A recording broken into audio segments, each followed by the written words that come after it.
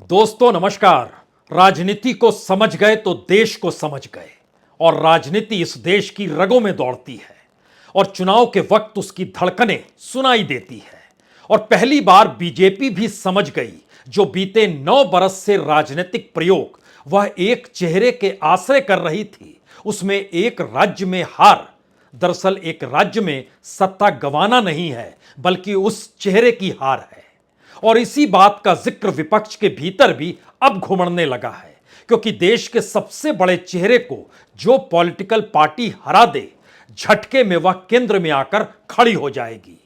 और विपक्ष के भीतर भी इस बात को लेकर हलचल बढ़ चुकी है कि दरअसल कर्नाटक की जीत के आगे पीछे खड़ा हुआ जाए या आने वाले वक्त में अपने अपने राज्य में राजनीतिक जमी को बचाया जाए।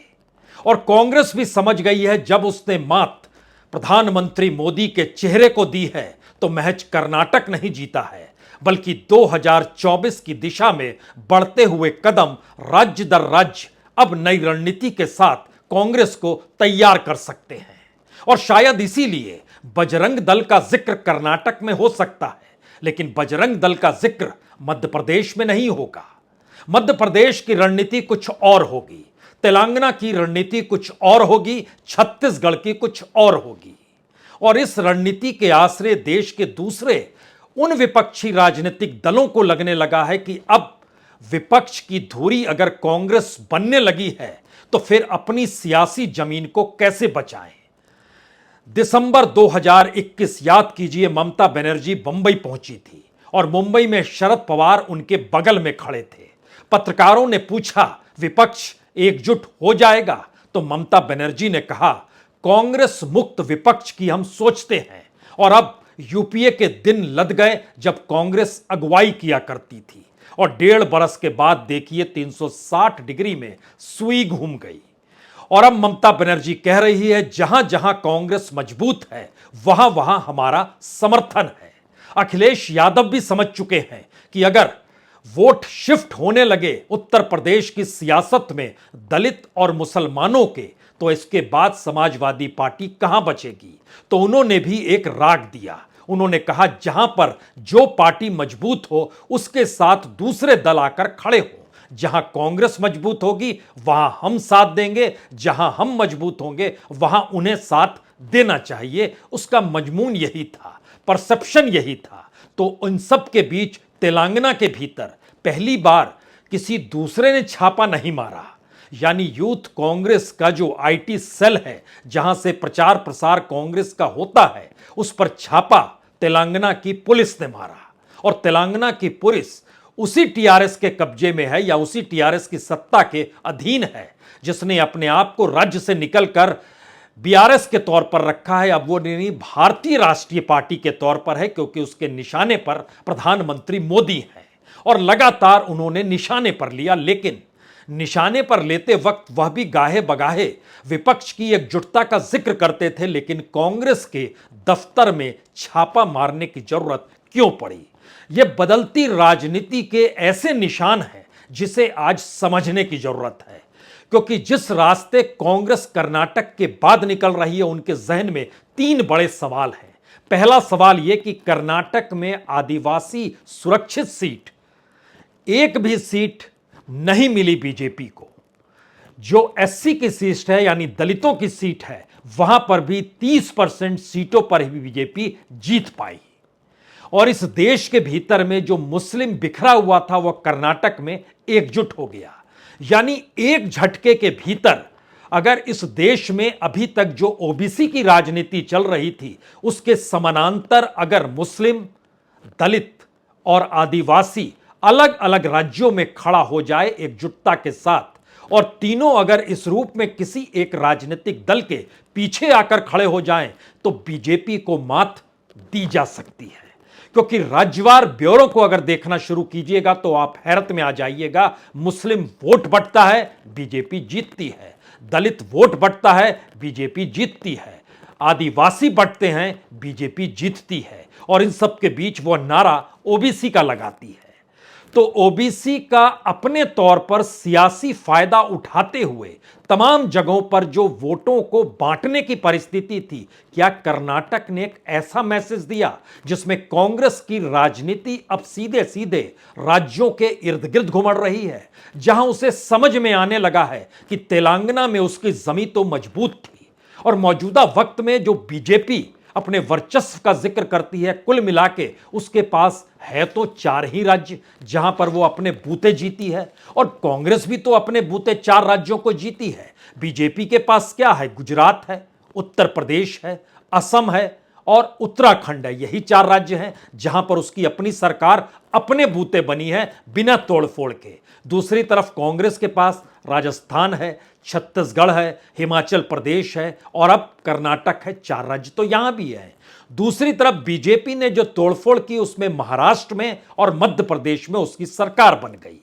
मध्य प्रदेश में कांग्रेस की सत्ता थी, वहां से लोग टूटे, उनके बड़े नेता टूटे और बीजेपी की सत्ता बन गई। महाराष्ट्र में शिवसेना को तोड़ के सरकार बनाई, लेकिन दूसरी तरफ कांग्रेस झारखंड में समर्थन दे रही है, बिहार में समर्थन दे रही है, तमिलनाडु में समर्थन दे रही है। हालांकि तमिलनाडु का जिक्र समर्थन के लिहाज से नहीं करना चाहिए, वहां की राजनीति में डीएमके और एआईडीएमके ही मैटर करती है। लेकिन बावजूद इसके राज्यों की फहरिस्त में अगर देखेंगे तो यह 2 नेशनल पार्टी आमने सामने खड़ी है और उसके बीच में जो छत्रपों की लड़ाई है, अगर उस दायरे में आइएगा तो आंध्र प्रदेश में कौन है? जगन रेड्डी, उसके बाद चंद्रबाबू नायडू, उसके बाद कांग्रेस, उसके बाद बीजेपी अभी धीरे धीरे घुसना चाहती है, जो घुस नहीं पाई है। वेस्ट बंगाल में ममता बनर्जी के काउंटर में बीजेपी बड़ी पॉलिटिकल पार्टी के साथ खड़ी हो चली है। वहीं उड़ीसा में भी बीजेपी ने अपना कद बढ़ाया है और नवीन पटनायक के बाद बीजेपी की पहुंच है। लेकिन तेलंगाना में कांग्रेस है, पंजाब में कांग्रेस है, दिल्ली में बीजेपी है, लेकिन केरल में कांग्रेस है। यानी इस लिहाज से अगर समझिए तो विपक्ष के भीतर कुछ सवाल नए खड़े हो गए हैं। वो सवाल इस बात को लेकर हैं कि दरअसल 2024 की दिशा में बढ़ते हुए कदमों में अपनी राजनीति कौन कैसी बचाएगा, यह बड़ा महत्वपूर्ण है।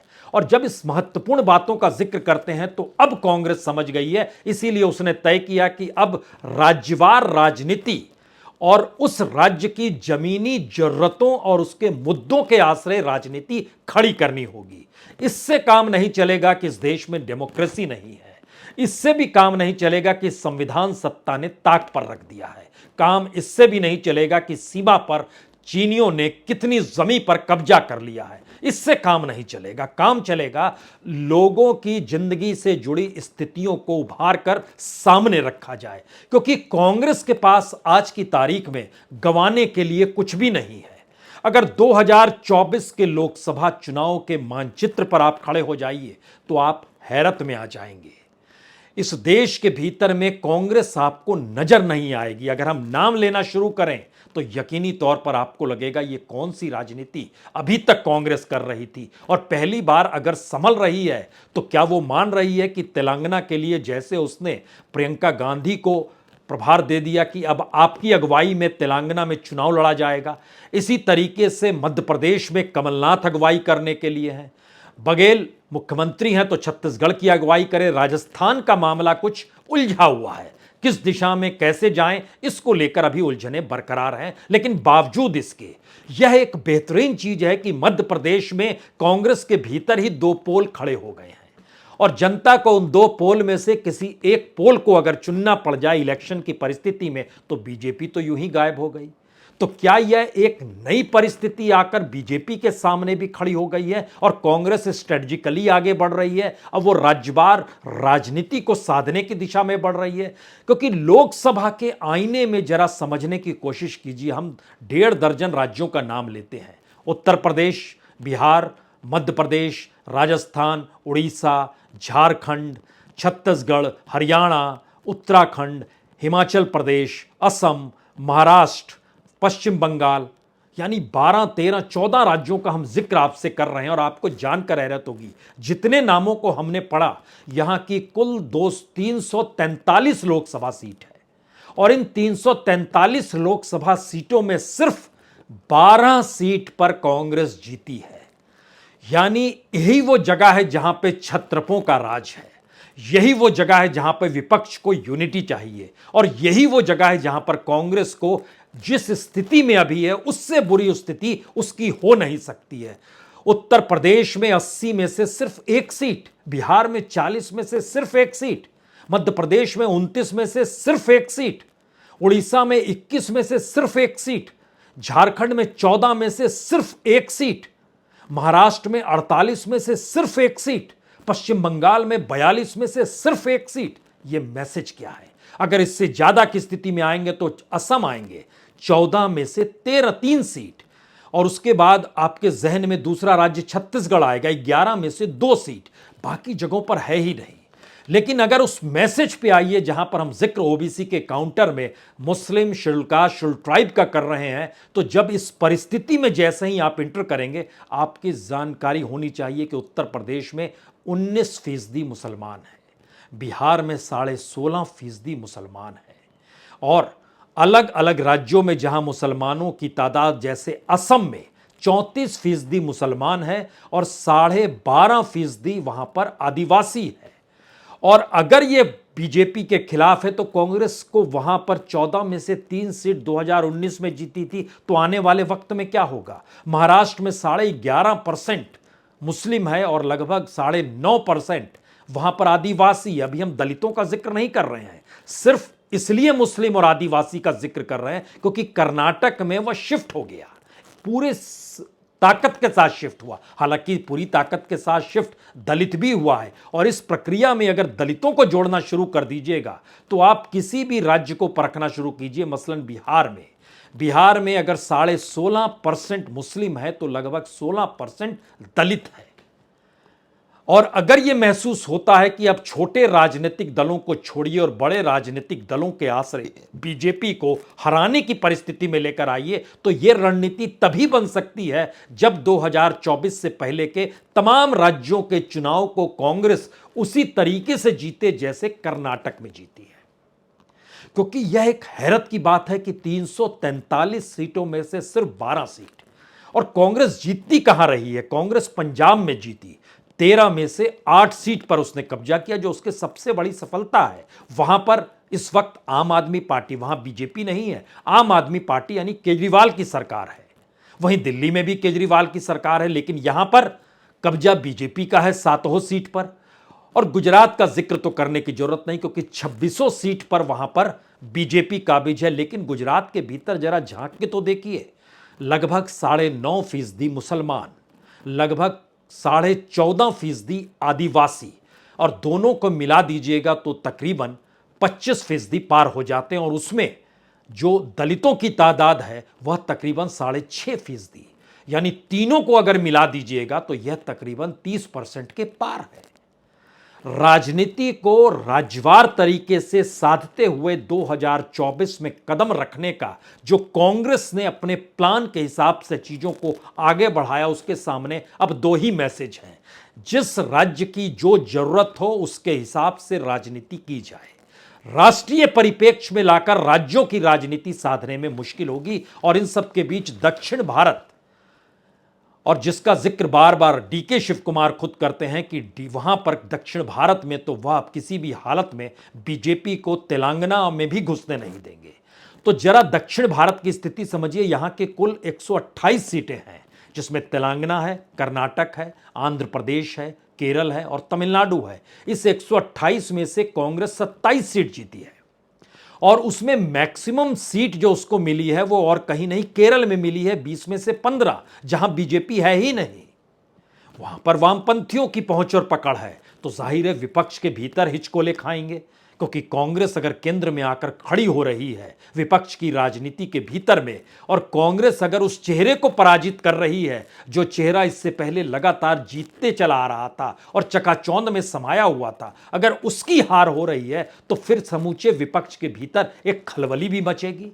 और इसीलिए ध्यान दीजिए, चाहे वो अखिलेश यादव हो, चाहे ममता बनर्जी हो, चाहे केसीआर हो, यूं ही नहीं कह रहे हैं कि अब उन्हें समझ में आ रहा है कि अपनी राजनीति को बचाने के लिए उन्हें 2 तरफा राजनीति खेलनी होगी। एक तरफ बीजेपी और दूसरी तरफ कांग्रेस आकर खड़ी हो गई, और कांग्रेस भी समझ रही है कि इस सियासत को साधने के लिए अगर वोट बैंक और लोगों की जरूरतों को परखना है तो फिर मुस्लिम, दलित और आदिवासी, ये तीन बड़े मायने वाली चीजें हैं। हम इन बातों का जिक्र इसलिए भी कर रहे हैं कि अगर आप ध्यान दीजिए तो तेलंगाना के भीतर में शेड्यूल ट्राइब जो है वो लगभग 9.5% है। ये मैसेज क्या है? कर्नाटक के भीतर में लगभग 7% था, लेकिन वहां पर मुस्लिमों की तादाद लगभग 13% थी। तेलंगाना की भी स्थिति कुछ ऐसी ही है। तो वहां क्यों नहीं जीत सकते? और इसके लिए 2 जून से जो शुरुआत कांग्रेस कर रही है, क्या ये मैसेज केसीआर के लिए है? क्योंकि बीजेपी तो वहां तीसरे नंबर पर खड़ी है, तो बीजेपी के लिए यह मैसेज नहीं है। और अगर दक्षिण भारत के भीतर ध्यान दीजिए तो कर्नाटक, आंध्र और तेलंगाना, यहां पर इन तीनों राज्यों में बीजेपी से सामना कांग्रेस का नहीं होना है, उन्हीं पार्टियों से होना है जो कि विपक्ष के तौर पर मौजूद इस देश की सियासत में है। और यहां की कुल 70 में से सिर्फ 4 सीटें कांग्रेस ने जीती। उस 4 सीटों में कर्नाटक की 1 सीट और तेलंगाना की 3 सीट। और इन दोनों सीटों को मिला दीजिएगा, अगर कर्नाटक और तेलंगाना को मिलाइएगा तो यह लगभग 45 सीट है, जिसमें से 4 सीट आती है। और आंध्र में तो 1 भी सीट नहीं जीत पाई। यानी राजनीति साधने के लिए जिस दृष्टि से कांग्रेस अब बढ़ रही है, क्योंकि वह कर्नाटक नहीं जीता है, उन्होंने इस देश के उस चेहरे को हराया है जो चेहरा यह मानकर चल रहा था कि दरअसल हमारी राजनीति बेहतरीन है। और उसके साथ बीजेपी का कैडर और संघ की विचारधारा, आदिवासियों को वनवासी के आश्रय जिस राजनीति का पाठ गुजरात में पढ़ाकर जीत गए, उसमें आदिवासियों का योगदान नहीं, बल्कि वहां पर सांप्रदायिक ध्रुवीकरण की राजनीति बड़ी तीखी है। लेकिन जैसे ही सांप्रदायिक ध्रुवीकरण कमजोर होता है या खत्म होता है या नहीं चलता है, वहां पर एक नई राजनीति पनपती है। और इस राजनीति को साधने के लिए अगर आप सिर्फ उत्तर प्रदेश और गुजरात को छोड़ रहे हैं, तो बाकी जगहों की राजनीति को साधने के लिए कांग्रेस को टकराना उन्हीं छत्रपों से है, जिन छत्रपों को अब समझ में आ गया है कि दरअसल उन तबकों के भीतर भी एक सवाल है, मुस्लिमों के भीतर यह सवाल है। हम बीजेपी के साथ नहीं जाएंगे। बीजेपी तो एक उम्मीदवार खड़ा नहीं करती है मुस्लिम इस देश में, और बीजेपी मानकर चलती है जिस दिन मुस्लिम एकजुट हो गया उस दिन हिंदू एकजुट हो जाएगा। तब यहां पर अगला सवाल आदिवासी और दलितों का उभरता है।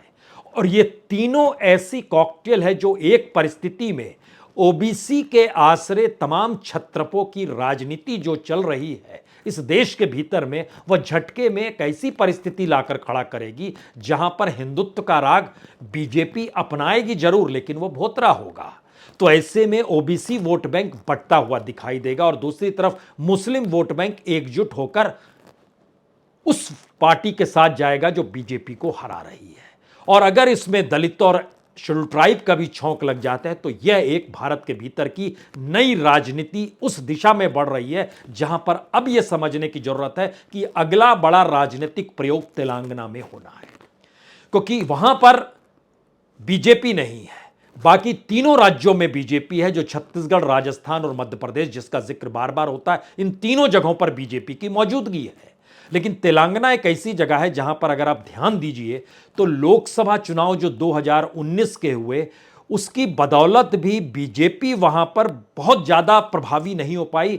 अगर जितनी सीटों पे जीती या जितनी सीटों पर प्रभावी थी, अगर उसको आप विधानसभा में कन्वर्ट करें तो वह कुल मिला के 119 में से 21 सीटों पर प्रभावी नजर आती है। इतनी ही सीटों पर कांग्रेस भी प्रभावी नजर आती है। लेकिन विधानसभा चुनाव में बीजेपी सिर्फ 3 सीट जीतती है और कांग्रेस 19 सीट जीतती है। हालांकि यहां पर वर्चस्व टीआरएस का है, केसीआर का है। और अब केसीआर को यह खतरा है कि वहां के अगर मुस्लिम और आदिवासी एकजुट होकर उनसे शिफ्ट हो जाते हैं तो यकीनी तौर पर वो बीजेपी के साथ तो जाएंगे नहीं। और यहीं पर खतरे की घंटी और राजनीतिक प्रयोग तेलंगाना को लेकर कांग्रेस को भी करना है और टीआरएस को भी करना है, बीआरएस को उसको भी करना है। यह एक टकराव है। जिन बातों का जिक्र अब हो रहा है, क्या वापस अब राज्यवार मुद्दों को उभारने की स्थिति से जो बीजेपी लगातार भागती रही और एक ऐसे चेहरे के आश्रय राजनीति को साधती रही जिस राजनीति ने उसे जीत दिलाई, वह अगर सिमट रही है, सिकुड़ रही है।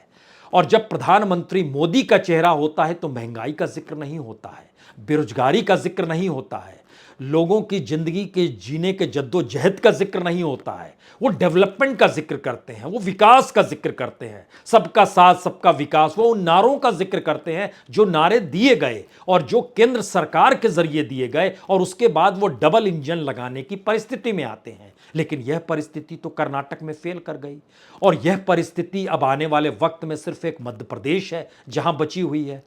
लेकिन इसके साथ एक दूसरी स्थिति भी जुड़ती है। आरएसएस यहीं से शुरू होती है। आरएसएस की पैठ मध्य प्रदेश के भीतर ग्राम पंचायत तक में है, यह हर कोई जानता है। आरएसएस की पैठ अपने तौर पर तेलंगाना के भीतर भी है, वो छत्तीसगढ़ में भी है, वो राजस्थान में भी है।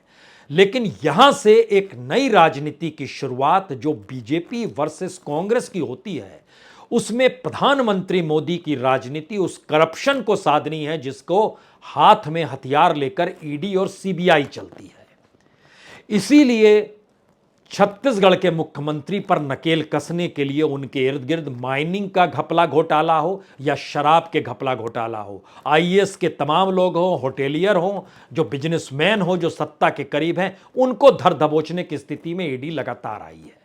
और इस बरस के भीतर यानी जनवरी के बाद से वहां 60 से ज्यादा बार छापे ईडी मार चुकी है, दर्जन भर अधिकारियों को हिरासत में ले चुकी है। यह परिस्थिति बतलाती है कि फिर केंद्र की राजनीति और प्रधानमंत्री मोदी के जो शब्द रहते हैं, उन शब्दों के आश्रय वह बीजेपी की सियासत को राज्यों में साधेगी। लेकिन यह चला नहीं कर्नाटक में, तो दूसरे राज्य में कैसे चलेगा? इस सवाल को लेकर बीजेपी के भीतर परेशानी शुरू हो गई है।